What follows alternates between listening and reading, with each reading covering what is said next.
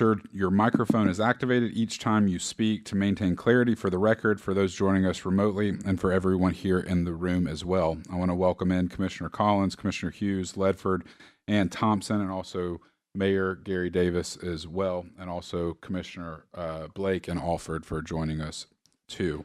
And welcome Director Lewis here as well. We're going to have a prayer led by Commissioner Collins and the pledge led by Commissioner Ledford. If you would, please stand.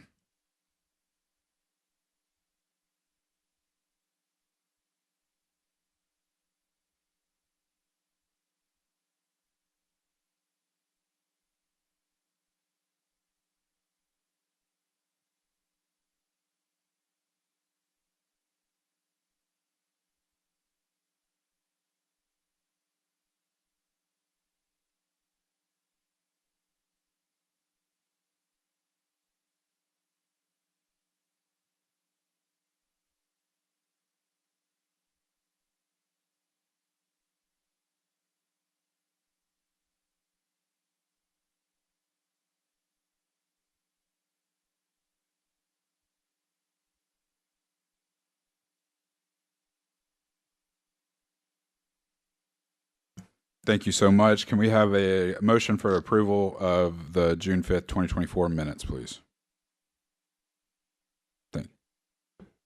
Motion by Commissioner Thompson, second by Commissioner Collins. All those in favor, please say aye. Aye. Those opposed? The ayes have it. Moving into agenda item number 5, we'll turn over to Director Lewis. I know that you have a handful of items today that you'd like to discuss and talk about. We'll start with agenda item A, the 2025 in review.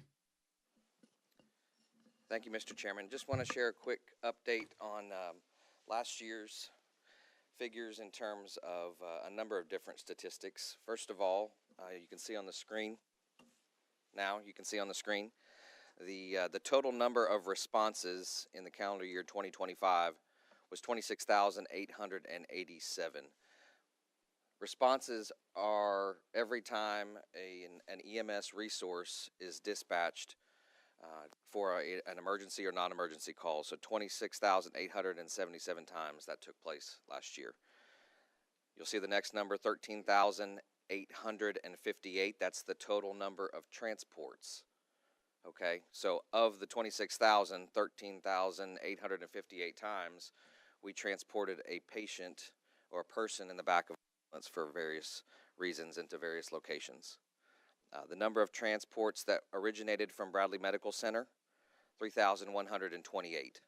Okay, so the total was close to 27,000. You see the number of transports, and of those transports, 3,128 originated from Bradley Medical Center. I'll touch on the revenue here in just a minute, but we ended the year with 67 full-time employees and 43 full-time employees.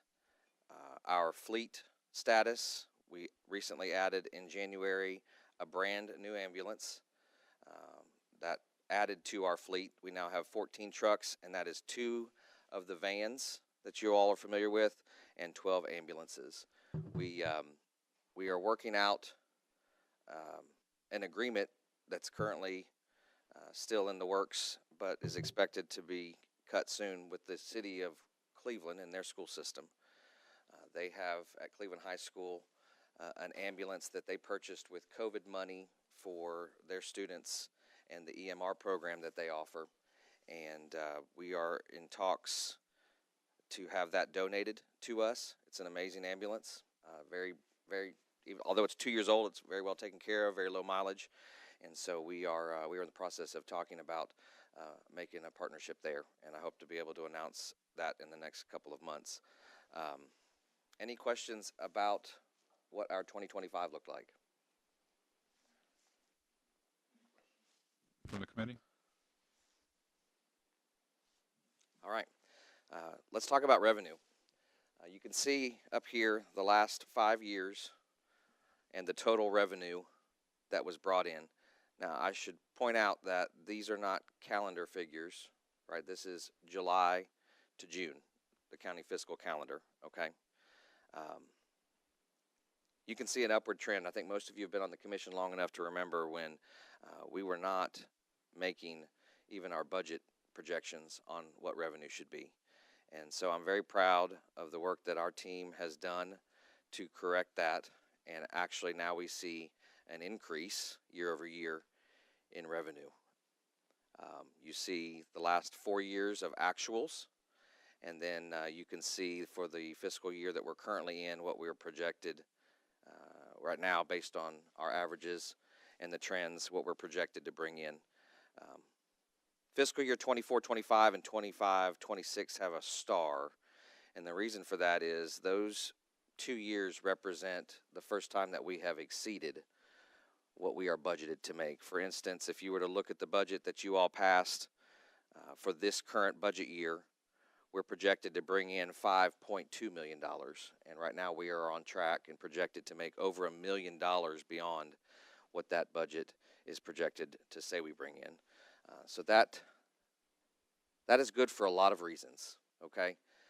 Our overall budget right now is $7.5 million, and every dime that we bring in revenue is one less dime that the taxpayers need to fork over for us to operate.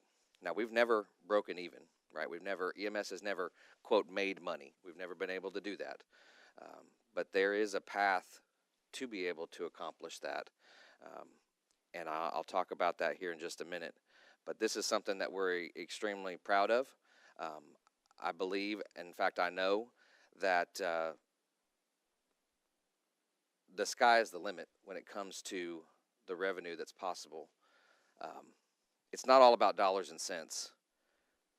Bradley County EMS, Bradley County Emergency Medical Service. Service is in our name. And there are aspects and sides of what we do that don't make sense financially, that will never make money, that will always be a service to the community, right? 911 calls. Those aren't a moneymaker. They're necessary. They're our priority. But that's not an opportunity to make money. There is an entirely other side of what we do. Bradley County EMS is unique in that we run 2 types of calls. We run 911 emergency calls, but we also run what's called convalescent calls, okay? That's taking patients from the hospital back home or back to a facility. It's a non-emergency transport. It's not an emergency transport, I mean. It might be a discharge, and it's not just from the hospital, but we do a lot of those. We don't do all of them in this county. There are still, it's hard to put a number on it because we don't get the calls, but there are a lot of calls like that we don't get still. There are also a number of calls that we've stopped taking over the years.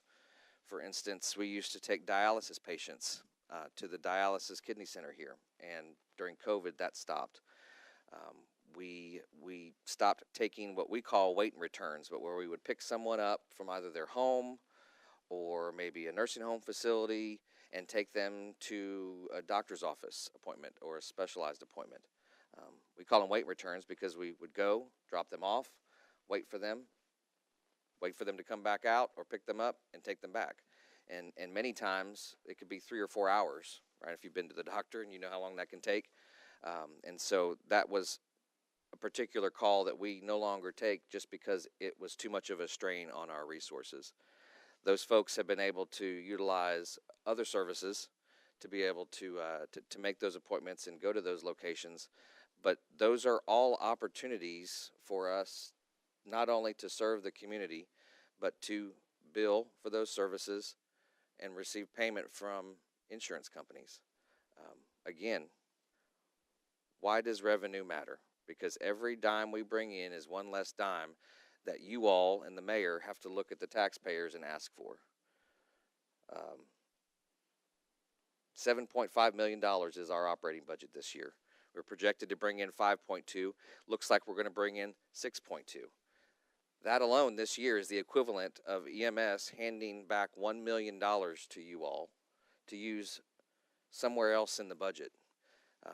Goes back to the general fund, of course, but that's the importance of EMS revenue. And I've said it to my team, and I think I've said it to some of you all. There is a side, as I said just a minute ago, of what we do that's a service that I don't look at as an opportunity to make money. It's not all about nickel and diming the people of Bradley County. We're here to take care of them in their worst moment most days, right? But there is also a side of what we do that absolutely should be run like a business, and that's what we're attempting to do, right? There's a reason why so many of these private services pop up around in Chattanooga and other places to take just the type of calls I'm describing that we already take and that we can take more of if we have the right resources. There's a reason that these companies pop up. There's a reason they're paying $30 an hour starting out to a basic EMT, because it is profitable. My opinion and my approach has been, since I've been director, that I want to capitalize on that. I want to capitalize on the revenue potential. I want to capitalize on the possibility, because I firmly believe that not only can EMS itself be sufficient, or self-sufficient and self-sustaining through this revenue, but I frankly believe, and I think we can demonstrate, that the possibility is there not to just make enough money to sustain EMS, but also make additional revenue that can be used elsewhere in the budget. The day we break even is the day that it costs Bradley County taxpayers $0 to have a world-class ambulance service in their community. I think that's something that we should be proud of. That's something that should be a goal.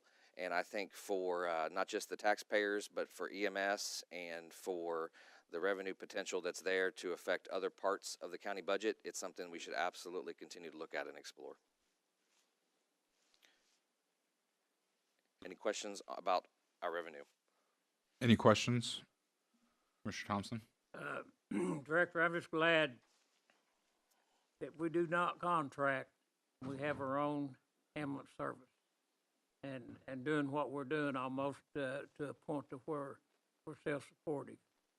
And I appreciate that. I've seen it over the years and see it grow.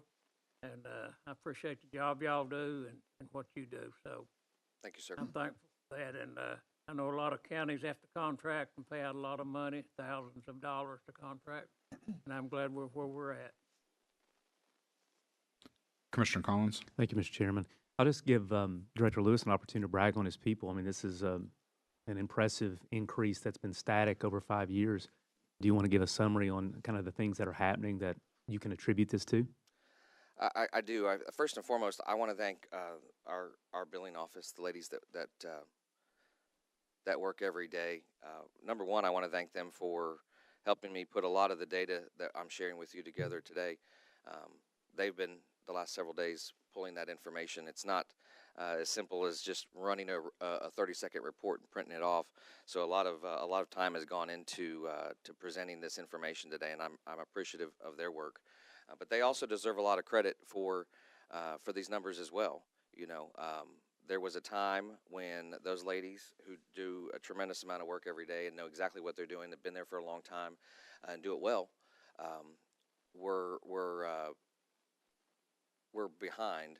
I know in the past we've talked about billing and being out 2 and 3 months, and our ladies have gotten that well under the necessary threshold. We've been below 45 days. We've been close to 35 days out in terms of billing, and that shows up here as well, because what any ambulance service has to be careful of is if you don't bill something in a timely fashion, it can be denied, right? It can be denied and then not paid. And so in the past, we have been in that position where we've lost revenue simply because we didn't file in a timely fashion. And there's a lot of factors that go into that, but I largely give credit to those ladies for the work that they do, and I'm grateful for that. We have raised our rates in the last couple of years. That is something that had not been done for almost 20 years. So that was critical. We did a study of other services in the area, both private and public, and what they were charging, and found that we were at the bottom of the list by a mile, right? And so we have raised our rates in the last couple of years. We've not wanted to be the most expensive. We've not wanted to remain the cheapest. So we found middle ground that we feel is fair, and that is also one of the reasons why we see, I think, an increase as well. Commissioner Blake? On that, Adam, we talked about the raising of the price many years, and one of the reasons why I guess we never did was we were told that Medicare or I don't know if it's Medicare, all those Medi things wouldn't pay it if we did raise them. So if it was $100, I'm just using the numbers, and we raised it to 120. Well, they've already established that's what they're going to pay. But you were able to figure out how to get around that, or there's a new world out there? No, that's always that's still the case. That's always the case. Medicare, Medicaid, they're only going to pay what they agree to pay, right? But I use the term business. All of our business isn't Medicaid and Medicare patients, right? Yeah. We have commercial payers, just like people with commercial insurance that will pay much more than what Medicare and Medicaid allows. And so for the longest time we kept those rates at what that Medicare allowable rate is, which is much lower than commercial rates. And so we left money on the table by doing that. So by raising our rates, a Medicare patient is still only going to pay what that Medicare plan pays, but there are a lot of commercial payer plans that will pay much more than that. So obviously when you raise your rates in the business world, not is when you raise your rate, you run the risk of people not wanting to use you, but you don't really have that issue, so to speak, right? You go from $100 to $120, someone needs your services, they're going to have to pay $120. You don't have that risk of pricing yourself out of business, so to speak. Correct. And as I mentioned, we don't want to be the most expensive. Right. There are a lot of services. But I just want to say I appreciate that Yes. you did the survey and you made sure that you were not competitive, but where you needed to be. And Correct. that's, I'll reflect on there. The other thing is the billing system. We went back and forth many a times on the billing system. We had one, and then we found out they were billing, and I forget the terminology. They were counting stuff that they shouldn't count. We'll keep it real broad like that. The billing system we have right now has been in place for, what, 2-3 years? 3 going on 4. 3. How's that overall? Just a general statement. It must be working. It is. It's the billing company. So what our ladies do is they prepare all of the calls and the claims. It's a very meticulous process. If you don't have it just so, it can be kicked back and declined. And so they've been doing it so long, and they know what to look for. And so they're able to go through every call before it's billed and ensure that it has everything that it needs. All of the T's are crossed and the I's are dotted, if you will, to try to limit those denials as much as possible. And so once they've done that, then we submit it to our billing company, who goes through the process of submitting it to the insurance companies and actually processing the claims for payment at that point. So, and that would reduce how much you put over in the collection world, right? Correct. So that's been reduced. The Which is- collections, Calling the collection agency, people going after the yes, past 90 days kind of people, which we have to pay them as well. correct, That also helps you on your expense side and revenue side. correct. So I just pointed that out for everybody, is that when he said he changed things and made it more business-like, that's an example of that. And we never were able to do that before.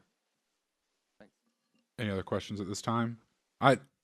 Director Lewis, I do want to ask one question, and maybe you'll get to it. And if you say I'll get to that in a little bit, you made a comment about the convalescent calls, and you talked about what resources do you need to be able to do more of those. Is that going to be later on in your presentation, or would you like to speak about those now? I can speak to it now. Okay. So, we in the last year have begun to run 2 of our vans exclusively to pick up these convalescent calls. The call volume is there. The call volume really represents a larger need than even we can always address based on other resources. So there's even more money to be made, if I could put it in those terms, right? One of those vans, to purchase the van, to put the equipment on it that we need to run, and to hire 2 full-time employees is around $450,000. Okay? Now, that's way cheaper than the regular ambulances that we purchase, which the ambulance alone with equipment is almost $500,000 now. Obviously, that's a big ticket ask, but that big ticket ask is really just the first year, right? After that, all you have is the cost to run it, the supplies, the labor. So the biggest investment is really that first year. But what our data shows is that, to be honest, the potential revenue off of investing $450,000 to put one more of those ambulances on the road, or one of those trucks on the road, is almost double, right? So you're talking about a $450,000 investment for the not just the possibility, but the very good likelihood of making upwards of $800,000 or $900,000 in revenue in a year. I think that we've got to consider those investments and making that investment for several reasons. One, right now today, I could absolutely staff and use a third vehicle to continue to go after, whether it's Bradley Medical or other facilities. There are times when we can't get to all of those calls, right? What happens typically on most days is the hospital will drop, 7, 8, 9 calls like that, within the same hour, right? We've got 2 trucks that are dedicated to picking those up, but there's times when we just can't, even with 2 trucks on the road. So that's when we reach out to our other private service partners. There are several that we utilize when either resources or call volume allows, and basically give those calls away and allow them to come into the county, which they have to have our permission to do, right? We're a closed county, but we reach out to them, or sometimes the hospital will make that call if it's more convenient at the time, and someone else comes in. I'm happy that that's the case. We're not trying to hold patients or stack people up anywhere in Bradley County because we can't get to it for whatever reason. And so whenever we have the opportunity to work with our partners, we allow that. But when it comes to dollars and cents, that's lost revenue, right? That's a call that they're taking, that they're billing for, that they're getting the payment for, and as they should, because they're the ones serving the patient. Right now, today, we would benefit from a third truck. Obviously, there's a lot of discussion about the potential for additional facilities, namely standalone emergency rooms in our community. One of the reasons that we scheduled this meeting in February was I was hopeful that we would know what the decision is about the Park Ridge standalone ER project, because it was originally slated to be decided in January, and so I was hoping to be able to have a little bit more information to be able to talk about. But we also know, because leadership from Bradley Medical Center has come to the commission meeting and shared that their intent is to open their own standalone ER on the West Side Drive campus as early as May. So at the very least, we know we're going to have one new standalone ER facility. It's likely or possible that we could have 2 by this time next year. That will absolutely represent a higher call volume. There will be patients that need to be transferred from one of those facilities to one of our local hospitals, and that will represent a higher call volume. We've also had 2 large healthcare facilities that have been approved and are in some process of construction. You have Encompass on Stewart Road in the city. That is a skilled healthcare facility. That will inevitably represent a higher call volume. You also have Siskin, who you all supported, many of you all supported on their certificate of need and the partnership with Bradley Medical Center, also over on the West Side Drive campus. So those 2 healthcare facilities, the existing volume that we have, and the very real increase in call volume from 1, if not 2, standalone ERs are something that we need to know is coming, right? To match and to meet that call volume, we're going to have to continue to invest in the type of resources that I'm talking about. The beautiful part about it is investing $400,000 or $500,000 with the possibility of making, several $100,000 more than that. That's a good investment, and that's what it's going to take for us to go from 6.2 to 7.5 and to breaking even, right? I want to, and I'm slowly working this direction. I want to essentially build two separate services or divisions within Bradley County EMS, right? Our priority remains and always will remain 911 calls. But I think you see from this conversation that there's a gold mine that we're sitting on that is untapped, that we have the ability to go after, that will support not just EMS, but will create enough revenue to support other projects and other challenges and other priorities elsewhere in the county budget. I will also say this, that another reason that doesn't have anything to do with dollars and cents, but goes back to the priority that I mentioned, which is 911 calls.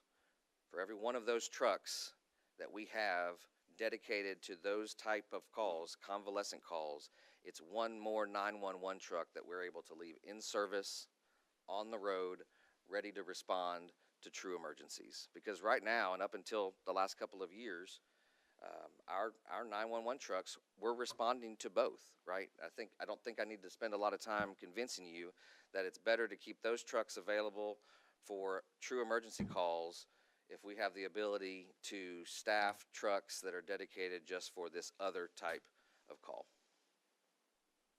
Director Lewis, if I might ask one question, and we have a bunch of questions here too.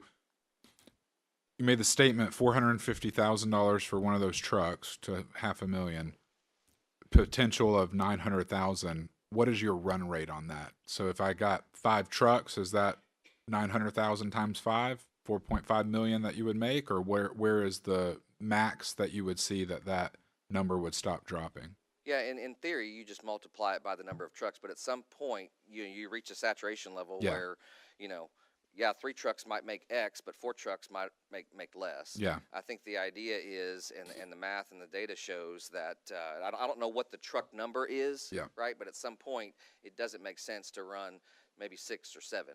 But I know right now today, we could run 3 and absolutely still be in a position to Could you run 4? I believe we could. Certainly by this time next year. Well, that's what I'm saying. Yes. If you have multiple ERs coming in, you Yes. have Siskin and all that, Yes. plus all the current nursing home facilities and everything else that you have. Yes. It will also allow us to go back and sort of claw back some of that call volume that we've had to give away through COVID, right? Yeah. We've had to tell the nursing home facilities, hey, we can't take patients to the doctor's office. We can't take patients to specialist offices in Chattanooga, right? Again, it was all a resource issue. If we have more resources, not only are we going to be able to match the current call volume and the call volume that we know is coming, but we'll also be able to go back and get 2 or 3 different types of calls that in the last several years we've had to say we can't do anymore. Thank you. Commissioner Thompson. I guess on the convalescent calls, if Medicare and Medicaid, do you have any problem out of those on that type of call? As far as them paying? For them paying, yeah. Typically, no. I mean, as long as everything is in place before the call is taken, right? We are still having issues where a prior authorization is required, typically from TennCare, a lot of different insurance conversations, but TennCare plans require what's called a prior authorization. And if that's not done by the hospital or the facility, then we're most oftentimes not paid for that because they require that it be prior authorized before they will pay it on the back end. Didn't we come up with a deal? Didn't we pass a deal with the local hospital here, though, Bradley Medical, that they would cover those costs? Is that? So that's a different type of call. They have what are called self-pay patients, right, that come in that don't have insurance. And, if they would come into the ER any ER, not just our local ER. They're required to treat those folks, and sometimes they need to be transferred to another facility for whatever reason. The agreement that you all authorized the mayor to sign, the MOU, was their agreement to pay us for those transports. Commissioner Hughes. Two questions. You had lined up. One of them probably should be asked during other. It was dealing with our wait times with the freestanding coming in. How is our wait times going right now? You know, several years ago, that was a big issue to the point where we had a time clock downstairs at the ER, and you know, we would punch in when we walk in the door and punch out, and both sides would sign, and we've not done that for quite a while because the wait times have largely gotten better. I won't say that it never happens, right? There are occasionally nights or days when, for whatever reason, we do wait longer than we'd like to. But I can tell you that there has been improvement, certainly from those conversations and those meetings that we held several years ago. There has been recently, we've seen it happen a little more commonly, but there's a lot of reasons why we would see wait times at any facility. Which doesn't surprise me. I was just hoping Yeah. they were doing good. It sounds, I hadn't heard any negatives about Yeah. them, but I wanted to make for sure. The other one, you'd brought up the MOU, of course, that we'd done, which opened up another subject we had an issue with years ago, which was, and this was with Tenova, of course, but I've not checked on it since we've moved to the new hospitals open. We were doing transports at one time that we were not being paid for. It was ones that were not prior approved through insurance. Is that still going on, or have they kind of cleared that up, or has it gotten worse, or? It definitely still happens. I think when we looked at that back then, EMS, I was not there as the director, but at the time, EMS calculated that it represented about $300,000 a year in lost payment, lost revenue. We have, I keep an eye on that. I would say that it's gotten better. You know, in October and November, I believe, was the last report that I looked at. There were about 60 calls over the course of those 2 months that fell into this category, and it represented about $20,000 in lost payment. Now that's just 2 months. Yeah. If you were to do the average and extrapolate it out over a year, it would certainly be a lot less than 300,000. But it's not chump change. No, it's not.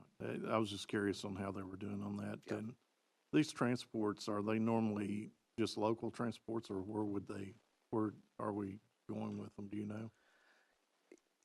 They are local for the most part. They might be going home. They might be going back to a nursing home facility. They might be going to another hospital facility. It really just depends on the patient and their particular situation. Okay. I was just kind of curious on that Yeah. part. Thank you, though. Commissioner Alford. Thank you, Chairman. Just a couple of comments, Mr. Jones. Yeah, I'm glad to see you're looking at vans because if people that was on the commission many years ago know I've been preaching by vans ever since Danny Lawson was EMS director, I guess. Well, I always thought they'd be very beneficial, and I'm glad to see you're looking at that area to add more because I still think they're the best way to go because of the expense. You don't have to invest another $500,000 for a big old ambulance and the vans get a lot more wear and tear. They'll last a lot longer than an ambulance probably. And the other thing are you looking at all at a van that just deals, you don't have to fully equip it out maybe, but just wheelchair vans that could take a lot of these convalescent people and things like that. They don't have to have a full medical type situation, but a van that just deals with convalescent wheelchair people. I've not looked at that, but that is absolutely, there's a market for that. Many people don't need a stretcher. They don't need full-blown ambulance transport. They just need someone to pick them up in a wheelchair. And so you could easily purchase one of these vans and set it up as a wheelchair accessible van and transport people. I know what the ambulance itself costs, and the equipment would be much less than the previous figure, and we know what it costs to hire one or two people that would need to work that truck, so that $450,000 investment would be much less. But that's certainly something that would be worth exploring, because there is that call volume out there that we're not taking right now and could offer. Thank you. Real quick, on the freestanding, obviously we're kind of in a holding pattern, waiting on the decision from the state on Park Ridge. But did I hear you say that the one over on West Side is a done deal, or do you know? From my understanding, and I don't know if you may not have been at the meeting, No. but Lisa Lovelace came and spoke to the county commission one night and made the announcement that they are moving forward with opening up a standalone ER facility on the West Side Drive campus. And at the time, I believe she said it was slated to be as early as May. I don't know if that timeline has changed, but that announcement that night is where we've begun to look at the fact that The we're gonna have reason a I'm new asking one is you early. got to calculate that. I mean, you don't know about Park Ridge now, but you do know about the other one. That's why I say we know based on that announcement that we're going to see at least one this year. But if Park Ridge is approved, and based on what they've said, their construction timeline would be by this time next year, we'd be looking at 2 facilities, additional standalone ER facilities in our community. All right, so I remember the day we bought those trucks. We were in the mayor's conference room. That's $72,000 for the van. Yeah, that day. it's double that now, by the way. I figure after COVID. Yeah. But I'll give you $400,000 if you give me $800,000 all day long. But how much is the actual van itself minus labor? It's $130,000 for the van. $130,000. All right. 130. And just the nature of those kind of calls, they're obviously kind of I guess 9 to 5 kind of thing. You don't have those kind of calls after 9 o'clock at night or something like that. Oh, no, we do. 911 call, you do? Oh, we do. Okay. They can come out of the hospital. The reason I was asking is your labor. I mean, your people. If it was a 9 to 5, you could schedule accordingly and all that. But if it's 24/7, then so be it. Right now, we have but those vehicles are those trucks are mainly running, business hours Monday through Friday. It's actually a little bit later. The calls really start coming out of the hospital in the afternoon, and so the 2 trucks that we run during the week, one starts around 10 and goes for about 8 hours, and the other one starts at 12 and goes So for if about we 8 get hours. another one, where would you put it? I mean, Where? yeah. Where the call volume is. I mean, we would likely also schedule it for a similar time frame, maybe later in the afternoon to run later in the evening. I mean, physically, would it be at the Paul Huff station or the? Oh, well, yeah. I mean, you're almost out of room as far as your vehicles Yeah, goes.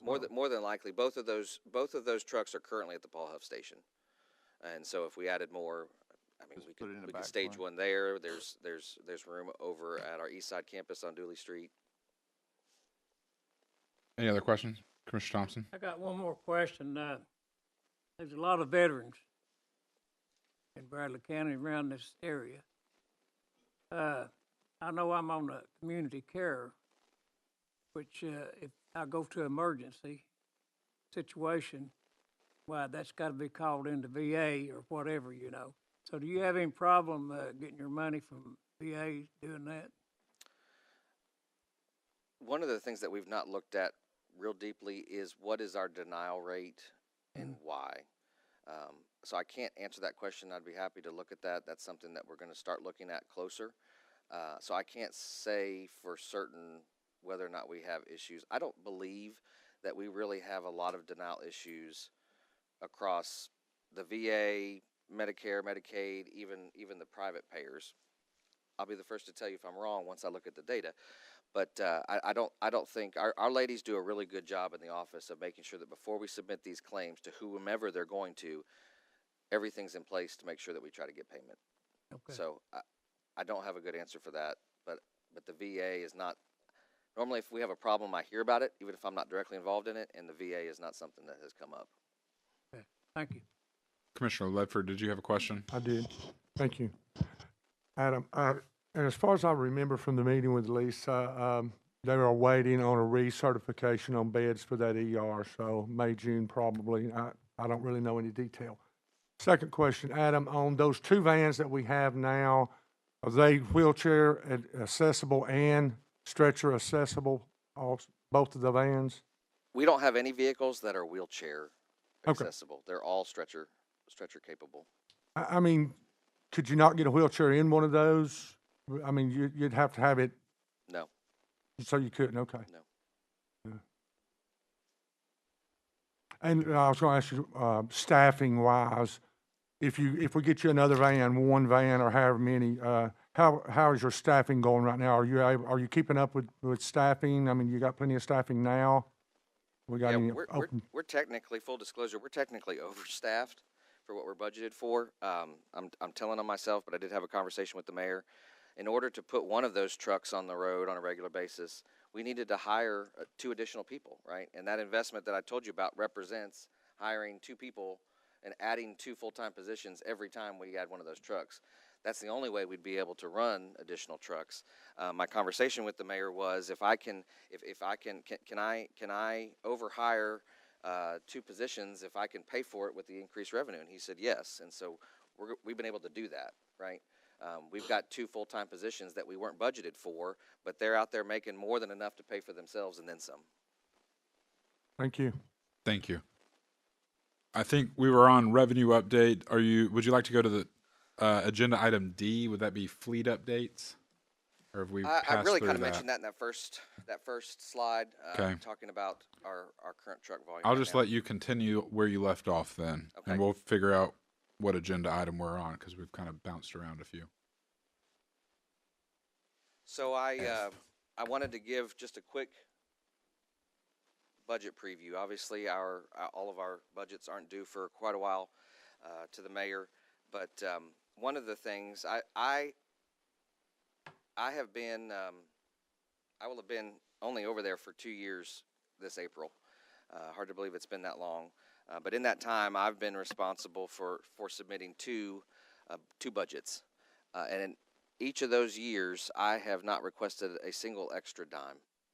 I've submitted a flat budget request to the mayor, meaning that what we were budgeted, what the EMS budget was last year, is exactly the number that I submitted to him for 2 years in a row, right? The only reason that the EMS budget increased was because you all approved cost of living raises for employees. And so our salary lines would have gone up by 3%, right?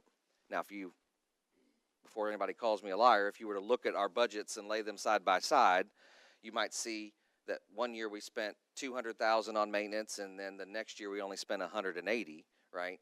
Well, what I've done though in those cases is that $20,000 might have been moved to a different line. But if you were to scroll down and look at the bottom line, the bottom dollar, what we have submitted has been flat. We've not asked for an extra dime.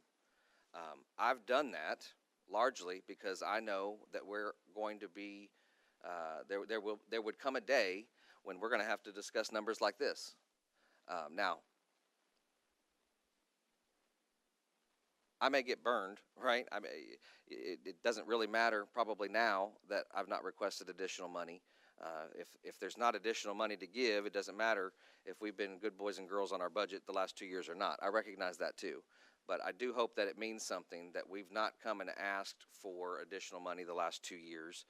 And we've frankly been able to do a lot more with that money than we've been able to do in the past. We've done things like grants, HCI grant. We've gone after state grants, hundreds of thousands of dollars of equipment upgrades, again, without asking the taxpayers for an extra dollar.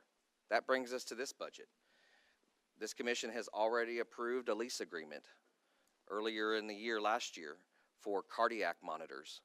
A cardiac monitor, which is a required piece of equipment, which has a shelf life, right, is a very expensive piece of equipment, $65,000 a piece, okay? The ones that we currently have on the trucks are coming to their end of life, and they were purchased with COVID money, right? This county did a lot of things with COVID money, but that COVID money's gone. To purchase and refresh those devices completely at once, some of you might remember this conversation when we were discussing the lease option, was $860,000. Nobody has that lying around in a desk drawer somewhere. So, although I know we don't like leases, we don't like lease payments because of what it does, and it shows up on the books as debt. For cash flow purposes, everyone agreed that it made a lot more sense to invest and replace those, because it's not a want. That's not a want. That's a need. We cannot operate without these devices. The devices that we currently have a year, maybe two left before they won't be serviced, before the technology is retired essentially, and we don't have a choice but to invest in these. $123,500 is the annual payment for those cardiac monitors. So that request will be in my budget request, and so at the very least, we're looking at an increase to the EMS budget of that amount. We have another ambulance, a brand new ambulance, not a van, that has been ordered and scheduled for delivery this fall. Back to the COVID money. We have done a very good job, and you all have been very supportive in helping to replace and update older trucks. We still have a number of older trucks. But the COVID money has allowed us to do that on a pretty regular basis the last 3 or 4 years. The most recent truck that we just received in January was purchased with COVID money. Now, though, if we want to continue to replace our trucks and update our trucks, which is necessary, we're looking at having to fund those in other ways. So a new ambulance is roughly $500,000. That includes the ambulance as well as the equipment that's required by the state of Tennessee to be licensed and to operate. Again, no small chunk of change. There's discussion about possibly where that could be funded. I don't know that we've gotten an answer, but there are some counties that have allegedly been able to use opioid funds to purchase trucks like that. We're still waiting on an answer from the state on whether that's an option. But whether we find an alternative source besides just property tax dollars, if we want to continue to refresh and replace our trucks, we've got to look at ticket items like that. We've been very diligent and very good in saving on our truck maintenance. Our trucks are in better shape than they've ever been. There are constantly maintenance issues, but that's simply because you cannot run trucks 24/7, 365, and expect them to just continue working. So that we do preventative maintenance. We address things before they become a problem, and when and if we have problems, we address those too. But because our fleet is newer than it was 5 years ago, we've also been able to save on our maintenance as a result of that. So, Ask a question real quick. yes. That new ambulance, would one be coming off the road, or would that be in addition to? So the last several trucks that we have received, we have not sold one, right? We've not got one and lost one. We do rely on reserve trucks, right? If a frontline truck, newer or not, goes down for whatever reason, we need another truck to get into, and so we have 3 or 4 reserve trucks that we need to use. There have been days when we have enough trucks that are out of service that we are using every one of those reserve trucks, and so that's why we've not sold one off, right? The truck that I mentioned earlier that we hope is coming from the Cleveland City School System will be a net gain, right? Chief Stewart and his team, they have been looking for a vehicle. They have a dive truck that's old and needs to be replaced, and they really like ambulances because of the way they're set up. It allows them to set their dive truck up better, and so we've got a gentleman's agreement that when we receive a donated truck, we plan to donate one of our oldest trucks to Bradley County Fire so that they don't have the expense of buying a truck, and they can upgrade their equipment as well. That's the first time we will have gotten rid of a truck after getting a new one. We would likely do the same thing in the fall, assuming, again, that call volume stays around about where it is. Thank you. Mr. Thompson? Is your larger international trucks holding up a lot better than your smaller trucks? No, largely because they represent the older trucks in our fleet now. I like international trucks because when I look at an ambulance and I think of an ambulance, that's what I think of. Those big international trucks. They ride high. There's lots of space.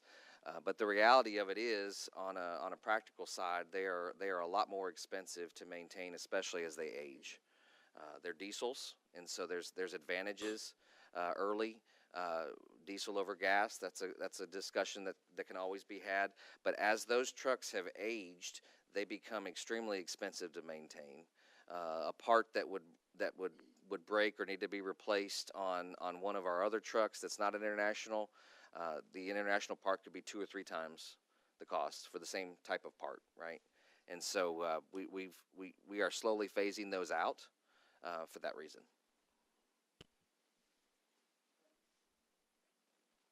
Continue, please. This is a smaller increase, but it is something that we've invested in mobile data terminals, MDT for short. We've never had these, but this is something that our dispatch center has been asking us to implement and invest in for quite a while. Essentially what it is it's a tablet in each of our trucks that does 2 things. One, it provides us, the driver and the medics, with all of the data about the call that they're going on, right? If you listen to the radio traffic, you'll often hear a truck be dispatched, and then there's a narrative that follows, right? We've got a 88-year-old female having difficulty breathing, and they give that kind of information. Got to be careful because we can't give HIPAA-related information out, right? But with access to that information on a tablet, it cuts down on the radio traffic, and our crews will be able to get better information as they head to a call than they do now. The other piece of that system that's important is it allows the dispatch system to see in real time where our trucks physically are. So it's GPS capable, right? Which will then allow us to, for a handful of calls, automatically dispatch the closest available truck, right? So if you're having a heart attack and have CPR, or if there's an overdose, or if there's a major accident, right? This system will allow dispatch to send the closest available truck that might just be right around the block versus the truck that's at the station and next up 5 miles away. And so it's a safety feature. It's also an efficiency. It helps with our efficiency, and it obviously helps us respond better and quicker. And so it's not a sizable investment compared to some of the other things on this page, but it still represents an increase. Total or each? I'm sorry, each. Total. These represent total figures. Yeah. The largest expense there is that each one of those tablets requires a data connection. So you're talking about $30 a piece times 15 trucks times 12 months, and it adds up quickly. The last thing on this page, I say TBD because we're not yet ready to share a specific number. That'll be a part of our budget request, our budget proposal. But we are looking at a pay plan proposal for EMS employees as well. And I guess I can move on to the next page. We completed a study last fall of area EMS services. This page, I will point out a couple of things. Number one, this page only represents other county-owned and operated or contracted services, okay? If I were to include the data from some of the private services, we would be way off, right? Some of the private services start a basic EMT. You'll see that EMTB. That's the lowest level of licensure in EMS. Advanced EMT is second, paramedic, and then that bottom on the left, critical care paramedic, is the highest license level. But there are private services operating in our region that are starting basic EMTs at $25 and $30 an hour. And we are absolutely competing with those folks when it comes to salaries as well. But for the sake of argument and simplicity, I've only included the data from counties. And you can see there in the first column where our current starting pay is for a basic EMT, $17.48. For an advanced EMT, $19.13. For a paramedic, $22.27. And then for a critical care paramedic, the highest license level, $23.27. You can see how it compares to others in the area, and we are both better in some ways, and at the same time still not where we can be and should be. If you look at the Hamilton County figures, which is where we often get compared to, and where we frankly lose, if we lose employees to, they go, right? You could easily say, and I would have before I was the director of EMS, well, that's not a fair comparison. Hamilton County has 3 times the population we do. And that's right. So why I will absolutely compare ourselves to Hamilton County is for this reason. They have 300,000 plus population. They had a call volume of about 56 or 57,000 calls, I believe, where, as I showed you earlier, we have half that, okay? They run 17 trucks to respond to 56,000 calls. We have an average of 7 or 8 trucks to respond to half that. If you do the math on how many calls per truck, the math is 4,200. Hamilton County is running roughly 4,200 calls per truck. Bradley County is running 5,000 calls per truck. So we are running more calls than Hamilton County, and we are running 2 types of calls. Hamilton County only runs 911 calls. We're running both 911 and convalescent. So I would make the argument that while their population is larger, the call volume and what we're asking our folks to do is much greater than what a Hamilton County EMS employee is making. We're asking our folks to work harder and do more for less. And so I'm tipping my cards a little bit here, but I will be using the Hamilton County figures as a base for what I hope to be able to propose. Our plan will represent a raise across the board in starting pay. An additional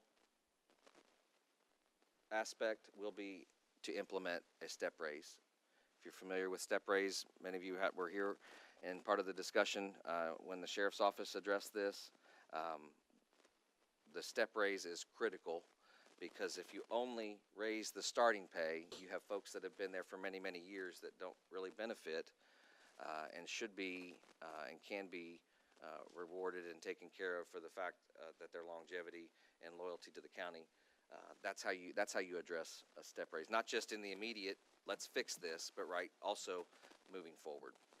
And so when we present our budget request to the mayor, we will have a more specific figure. I can tell you this: you all know, the fire committee met and they told you what their number was for salaries. It's well over $1 million. I think it's safe to assume that the sheriff will also be coming and attempting to address this. I don't know what that number is, but I can tell you this, that in the early planning and scenarios that we've run, we are talking about a number quite less than what you're hearing from those 2 departments. So I don't mean to be vague, but I don't want to give you a figure until I know what we want to ask for and why. But hopefully this lays the groundwork for why we feel like it needs to be addressed. Commissioner Ledford. Thank you. Hey, Adam, just a quick question. I know that on our pay, our employees have benefits of the insurance for an individual is paid. Do you know if Hamilton County provides health insurance paid for an individual? Do you have a clue about that? Yes, they provide free health insurance to their employees. So most all of those other counties give free insurance, which is some did. That was a question that we researched and asked. Some did. You know, we asked 2 questions on the insurance side. Do you provide 100% free coverage to your employees? and what is your monthly family coverage cost, right? And there were varying answers to that second question, but in most cases the answer was yes, we provide the free coverage to the employee. Not every county did, meaning that the employee had to also pay in some amount for their own coverage, but the majority of them did offer the employee free coverage the way Bradley County does. Thank you. Anyone else have a question?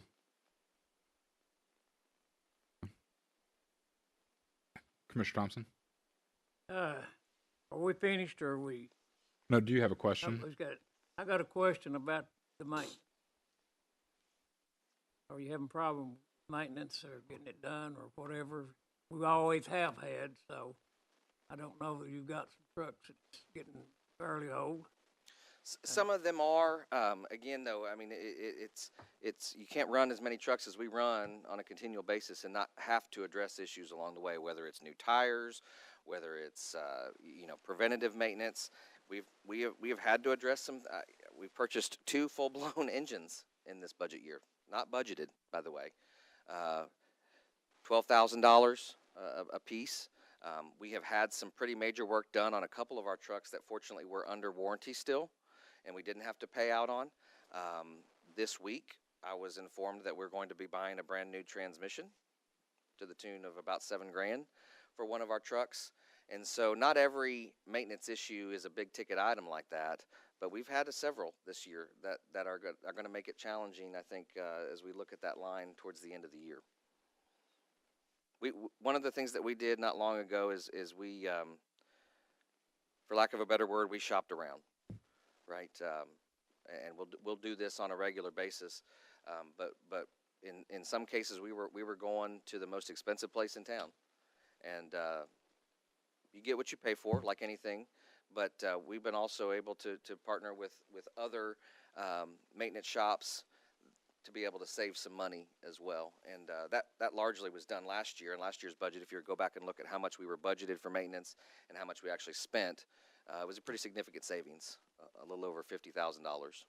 So we look for ways to save. We obviously don't want to sacrifice on quality and expertise when it comes to these trucks. But if we can get the same work done, the same parts somewhere else at a better deal, that's in the best interest of our budget, and I think what the taxpayers expect from us when we're spending their money.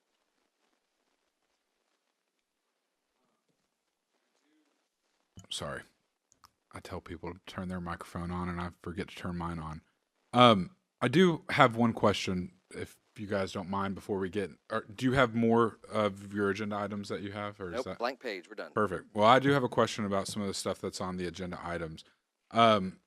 Last week, the Bradley County EMS Facebook page, which I do want to say your team there is doing a really great job of getting more involved in the community over the past year or so, whether it's posting on through social media, it's doing different events and different things, and really letting people kind of see behind the scenes and know and answer questions and ask questions and those different things.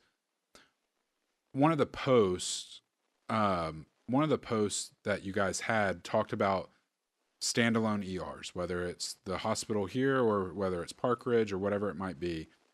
And one of the questions that was stated is will Bradley County EMS transport to and from these facilities? You answered that as well.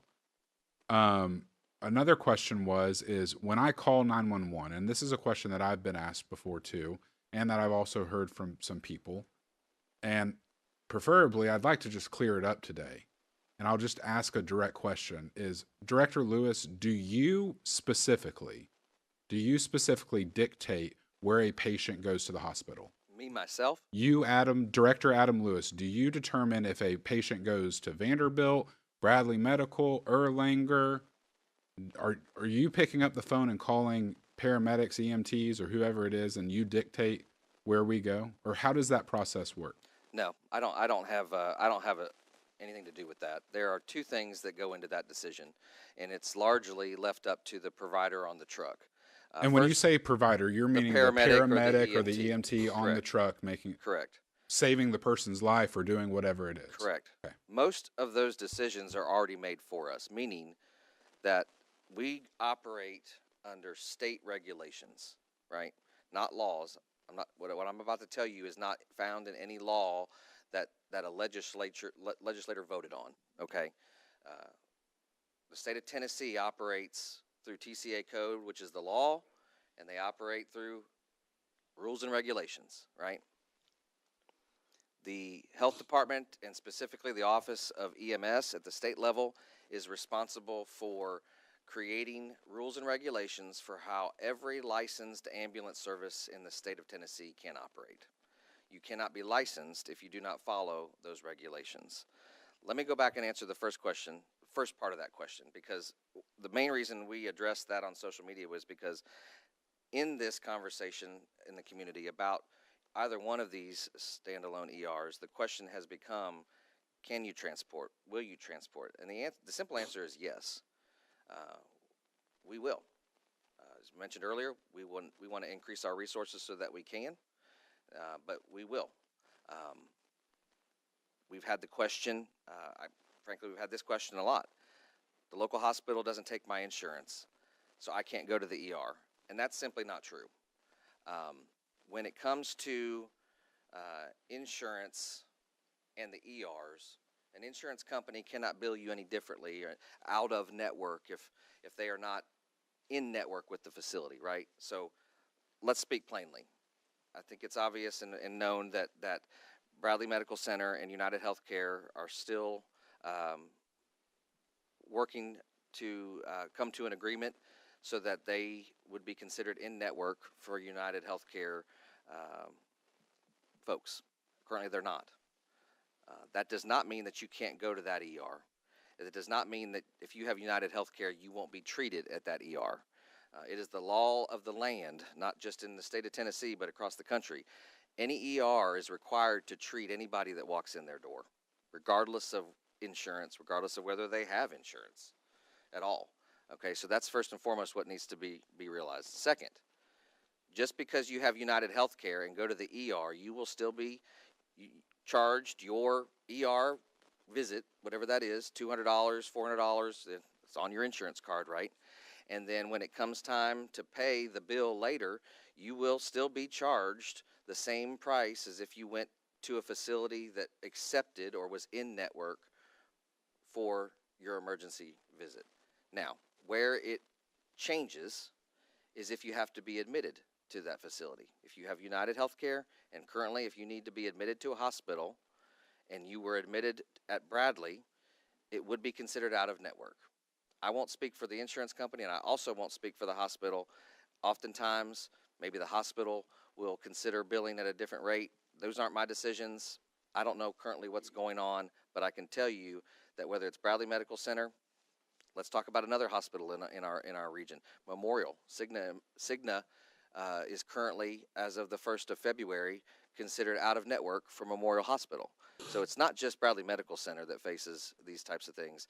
It's hospitals around the area and across the country, right? It just happens, right? Same thing that I'm describing applies there. If as a county employee, I have Cigna, and if I needed to go to the ER at Memorial, I can still go to the ER and pay exactly what I would have paid a month ago when I was considered in network, right? The only difference is if I needed to be admitted to the hospital and chose to be admitted at Memorial, or if I'm under United Healthcare and chose to be admitted to Bradley Medical Center at the moment, it's possible that I'd be billed and charged as an out-of-network patient. It's important to keep this in mind, that when it comes to the admission process, patients have the ability to request to be admitted somewhere else, right? I can be at a standalone ER or at the ER at Memorial, and the doctor come to me or come to my family and say, we need to admit you.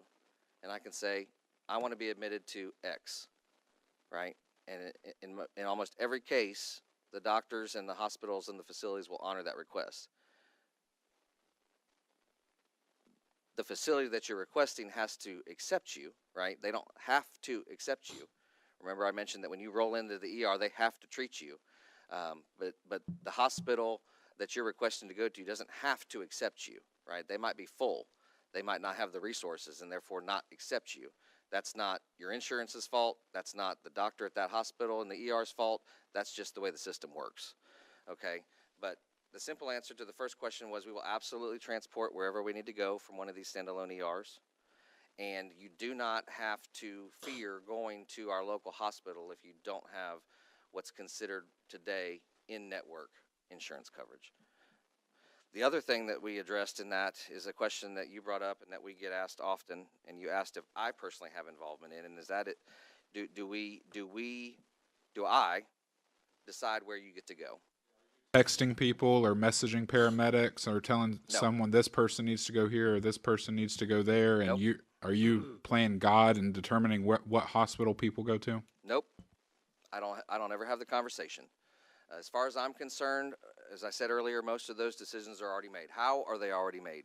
The regulations that every ambulance service has to follow, the rules and regs, not the law, the rules and regulations state that we have to take a patient in an emergency situation to the closest appropriate facility. That key word, appropriate, is important to stop and pause on, okay? What it doesn't say is you got to take them to the closest hospital. It says that we have to take them to the closest appropriate hospital. In this county, if you're having a stroke, suspected or otherwise, the closest appropriate hospital is Erlanger in downtown Chattanooga. We will and do every day bypass our local hospital and drive past even hospitals in Chattanooga that are closer to go to the closest appropriate facility for a stroke, which is Erlanger. All right? Many of our pediatric patients, right, we take straight to TC Thompson because that is the closest appropriate facility for what that child is experiencing, okay? This is not unique to our area. This is not a Bradley medical issue, right? This is the case all across the state. It's in the patient's best interest. I hope and think you would agree that if you're the patient, regardless of what you're experiencing, whatever medical emergency or issue you're having, you want to be taken to the closest appropriate facility that can save your life. Now, where we get tripped up, right, are patients with heart issues or cardiac issues. For many years, the closest appropriate facility was Memorial or was Erlanger. Why? If you're having a heart attack, the best, quickest, life-saving treatment that you need is to see the inside of a cath lab. You go into the ER, whether by ambulance or walk in the door yourself, and it's determined very quickly that you're actually having a heart attack. They send you upstairs. That cardiology team opens you up and opens up that blockage as quickly as possible. That's what they do in a cath lab. It doesn't matter where in this county, this state, or this country, the quickest life-saving intervention is to get you to a cath lab. It's only been recently that Bradley Medical Center has been able to offer that, a 24-hour cath lab. So 5 or 6 years ago, when they didn't have that capability, the closest appropriate facility if you were having a cardiac issue or a heart attack was to Memorial. Today, fortunately, we don't have to drive 30 or 40 minutes to Chattanooga. We can drive much closer to Bradley Medical Center. Now, where we run into issues is people want to go somewhere else for whatever reason. They want to go to, they ask us, I want to go to Erlanger. I want to go to Memorial. I want to go to TC Thompson. And unless what they're experiencing falls into one of those categories which the regulations spell out for us, that Adam Lewis is not deciding, that the mayor is not deciding, and I would add, have been in place well before I ever took over, right? We're talking pre-COVID when these regulations changed, okay? Unless it falls into that category, we're required to take you to the closest appropriate facility. Do your commanders decide that? No.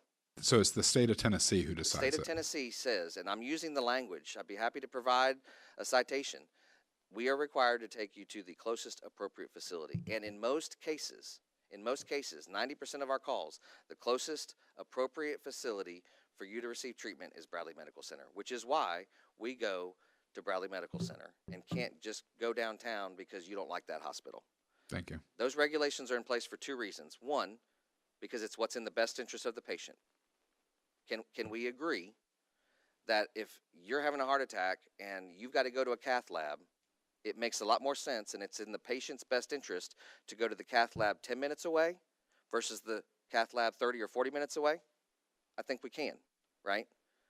If you got a stub toe, that's a different story, okay? But we have to go to the closest appropriate facility. 2 reasons for that. 1, as I just mentioned, it's what's best for the patient.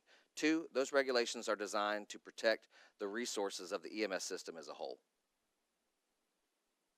If we started today taking our patients everywhere they want to go, half our trucks would be in Chattanooga right now.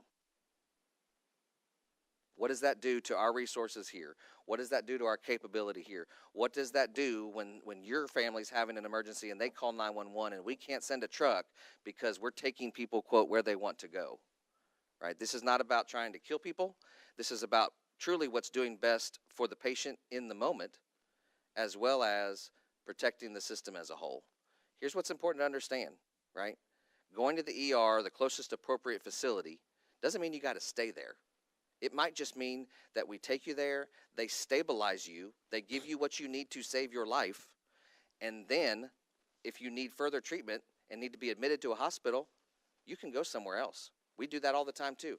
Take someone to the ER here at Bradley, they're treated, they have to be transferred, we go back later and take them to Erlanger or take them to Memorial. We take patients out of state to Hamilton Medical in Dalton.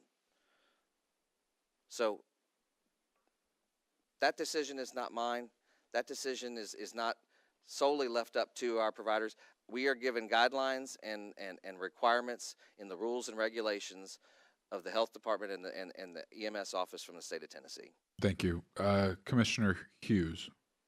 To your point, I will remember there was a scenario that happened where there was a patrolman was having a heart attack. He was not being able to be transported by our EMS, so another patrolman had to transport him to the ER because all of our trucks were in Chattanooga at the time. This is something that's been in place way prior to you. Absolutely. I mean, it goes back 2 or 3 position. directors. And again, it's not a local decision. This wasn't something that a previous director put in place. This isn't something that the mayor has decreed. This comes from the state, and it comes from our governing rules and regulations that we have to abide by in order to even be licensed to operate in the state. Mayor Davis. Just to add a little bit to that, the closest appropriate facility has been for years the protocol that we follow based on those guidelines. We will continue to. But you've got to know when you're talking to people, because of their ambitions and their goals over the next 2 or 3 months, there are people out there promising that when I'm doing this or when I have someone doing that, we'll take you where you want to go, we'll fly you where you want to go. That's being said. They do not have that option, and they cannot do it. I'll be nice and just say they're very untruthful people. So when people come to you, you got to know the regulation says the closest appropriate facility. I've often said, and it doesn't sound good politically, but we're not an Uber service. We're going to do what's best to save your life. But I've never seen it be so politicized that it is this year. They're promising everything in the world, and you can't do it. Shouldn't do it. We don't want to do it, but we couldn't if we wanted to. We're going to take you to the closest appropriate facility to save your life. So just please understand what's out there on the street today. We had a big, long meeting just this week on this subject, and you can't please these people because they're being promised the moon. Another example of closest appropriate facility, we sometimes encounter burn patients.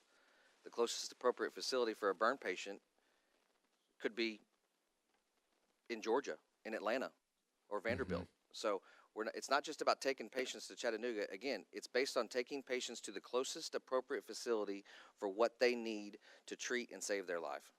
Commissioner Blake. Thank you. Yeah, it's in Atlanta, that facility for the burn. Well, I was going to ask you, who does make the decision on when life flight is needed for a patient? That is more or less left up to us at the local level. We make that decision for various reasons. Sometimes it's a resource issue, right? Sometimes it's easier to, not easier, but it's necessary to bring in a helicopter because we don't have the resources to send a truck to Chattanooga. That happens, but that's not the main reason why. In most cases, the reason a helicopter is called in is because of what the patient's experienced, right? Traumatic injury, where time is life-saving, seconds count, right? Stroke patients oftentimes are flown because time matters. Yes, we can drive you to that closest appropriate facility, but it's a heck of a lot quicker if we fly you, right? Or not we, but Life Force. So there's a lot of reasons that go into that. There are examples of maybe a patient that was involved in a motor vehicle accident and they're injured and they're losing blood and they need actual blood. We don't carry blood on our trucks. We want to do that one day, TBD. Right, we're in conversations in hopes that we can work out a partnership to do that locally because that would be a tremendous thing for our community. But we don't carry blood on our trucks, and so Life Force does. Right, in most cases, the hospitals have blood. We know that, but so does Life Force. And so if we have a patient who desperately needs a blood transfusion or just blood given, we can't do it, and so a helicopter is called for that purpose. So that's an example of some of the reasons why. Again, it's always made in what's in the best interest of the patient, but there are times when it is a resource decision as well. But you have certain, what better like the word guidelines on when to let. In other words, somebody says, "I want Life Force," and it's really, a broken arm. Well, we don't typically have people that ask to be flown, Oh, okay. mainly because it's not a cheap flight. Yeah, it's 20,000. Yeah, and so no, we don't Much really of ever an have insurance. people. But you have procedures. You have Correct. guidelines that you're going to Correct. use that dictates whether or not that. I think the word decision's made or not. you might look for is thresholds that you So- have to reach to Yeah. get that. It is, and it's oftentimes subjective. It's not black and But- white. If X happens, we fly, right? It's left up to the provider. It's left up to the individual situation that the patient's in. Oftentimes, it's a judgment call, but it's always done in what's in the best interest of the patient, based on what we know in the field. The next thing is, this isn't so much a question, it goes to what Commissioner Hughes was talking about. Your predecessors sit right there in budget hearings and said to me and the rest of the commissioners that at any time of the day, he had at least 3 or 4 ambulances between here on I-75 going to Chattanooga. And that was one of the things that I guess now we can say is either leveled out or calmed down. But that was the standard thing that we always had to deal with, is 3 ambulances on I-75 or in Chattanooga at any point in time. So that's all I have. Thank you. Commissioner Thompson? Talking about Life Force a while ago, I know at one time, the city, and they came to us at one time, that the county could pay so much per year per person, and it wouldn't cost you $25,000 to ride that helicopter from here to Chattanooga. And I know it cost that because I sent my wife on one time. And but anyway, they had a deal like the city had, and I don't know if that's still available to us or not as a county. I think they might offer it to They buy. they offer an insurance plan that Yeah, you can purchase for that's your family. common. I asked. What you're referring to, I think, was a deal that the city of Cleveland worked out with Life Force as incentive to set up at the airport. And I don't remember how long it was, but for It's a 1 no or 2 year longer. period, all city residents were sort of covered, but that's expired. That doesn't exist anymore. Okay. But they do have, which might be good to get that information out there. I mean, for them as well. But individuals and families can buy an insurance plan through them if you are Correct. of need of potential cardiac risk or whatever it might be, or that you could use to be able to fly. And I'm not promoting it, or I'm just speaking on it, but it's not just Life Force that you can use here in Cleveland or Bradley County. If you were in Alabama or Georgia or Florida, across the United States, and you're somewhere and you need a helicopter, they have a huge network of programs that you can use to be able to go and use it. Do we need to look at that, Mayor? In my opinion, no. Most of your insurance also, if it's justifiable, if you're covered. I don't know what the deductible might be, but it goes back to this, and I've said it over the years, not just because 3 of them are sitting here. I've said it for many years, we have one of the best ambulance services in the state. And over the years, there's been some issues come up, but we've always had one of the best ambulance services in the state. We don't necessarily appreciate or realize that, but we do. And that's just on top of that great ambulance service. If there's a need for that chopper and the weather permits them to fly, they're going to call them and they're going to fly. And the odds are, hopefully, you have insurance to cover it because it is costly. But I think we're okay to answer your question. Mayor Davis, do you have anything left? Or No, I anything don't you'd like to think say? I don't think so. Commissioner Hughes? Yep. Oddly, apparently we have someone that's watching the video or watching our feed right now, because I just got a text that said that their wife was flown. They had no insurance. It cost them $64,000. It does. Cool. Commissioner Blake? Thank you very much. Collins? Thompson? Ledford? Anything? Director Lewis, do you have anything left? No, sir. Thank you for your time.